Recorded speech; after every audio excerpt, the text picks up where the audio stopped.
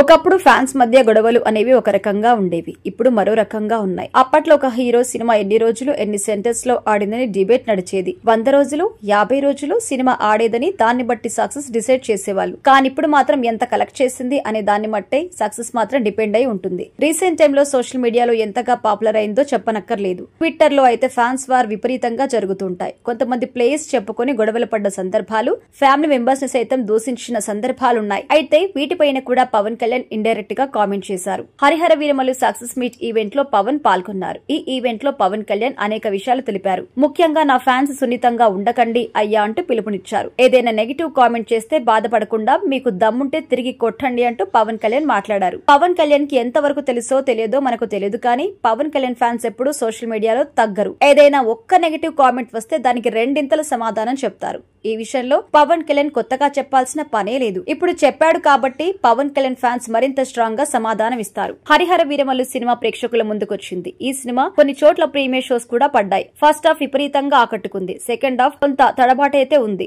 కొన్ని సీన్స్ లో విఎఫ్ఎక్స్ దారుణంగా ఉన్నాయి. బహుశా ఇవి సినిమా యూనిట్ దృష్టికి కూడా చేరి ఉండడం వల్ల ఆ సీన్స్ కట్ చేసి అప్డేట్ చేయబోతున్నట్టుగా తెలుస్తోంది. ఏదేమైనా ఎప్పుడు లేని విధంగా ఈ సినిమా విషయంలో పవన్ బాగా ఇన్వాల్వ్ అయ్యారు. ఒకవైపు ప్రమోషన్స్ అలాగే సక్సెస్ ఈవెంట్స్ లోనూ పవన్ కళ్యాణ్ పాల్గొనడం అనేది చాలా మందికి ఆశ్చర్యం అయితే కలిగిస్తోంది.